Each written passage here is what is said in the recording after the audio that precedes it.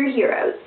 Some of you might say that your hero would be a firefighter, a local policeman, or maybe even your mom or dad. But I would have to say that my hero is Walt Disney. He created so many things within his short lifespan that is just amazing. He was born in 1901 in Chicago, Illinois, but he soon moved to Missouri with his family. But by 1917, at the age of 16, he had moved back to Chicago to study art. According to the 2008 Columbian Encyclopedia, Walt created Mickey Mouse in 1928. He used silent film, but also began to use sound in his film. His voice was one of the first ones that he used. In 1938, Walt created his first feature-length film, Snow White and the Seven Dwarfs. It took 3 years to create. Pinocchio, Fantasia, Dumbo, and Bambi were along the next ones to be created to be the first ones in his collection. According to the 1980 World Book Encyclopedia, Walt Disney opened his first theme park, Disneyland, in Anaheim, California in July 18th of 1955. Disneyland was the only one that was actually supervised by Disney himself. 515 million guests have visited the park since its opening.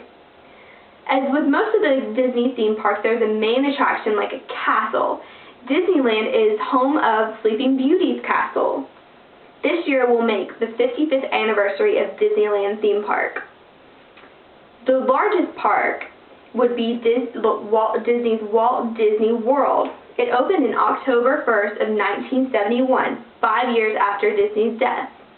Magic Kingdom, home of the Cinderella's castle, was the first added to the theme park collection in Walt Disney World.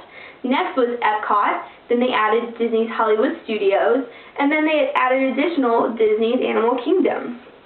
Other parks around the world would include Hong Kong, there's one in Tokyo, and also in Paris. While in the parks, you experience some magical things.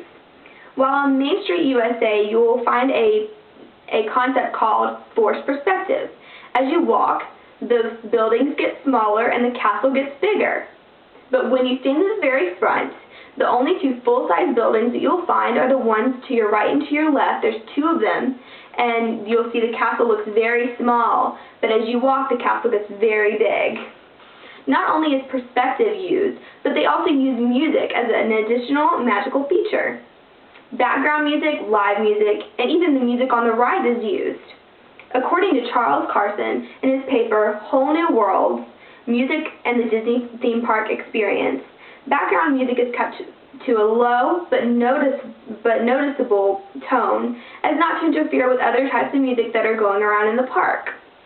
There's also always some kind of live entertainment going on. There's street bands, parades, live shows. When you're riding a ride, music is always incorporated, but it's always made sure that it's appropriate for the ride. Like on the Tower of Terror, you're going to find creepy, scary music. But in Alice in Wonderland on the ride, you'll find creative, uplifting, whimsical music. Disney's cast members, or characters, are also added as a magical feature. They are required to play their part while they are in character at the Disney theme parks. They go through extensive training to make sure that they can pull off their character and act exactly the way that the character would act in real life. And they even go through training to figure out how the signature would work for them. Walt created an empire that lives on today, not only through his movies, but also through his theme parks. There are special marks all around his Disney parks that you can tell that Disney put his stamp on each one of them. Walt lives on not only because of creativity and imagination, but also because we all love the fact that he was just a man who had an idea and he just put it to action. That is why Disney is one of my heroes, and Disney and his parks are one of the most magical things I've ever seen.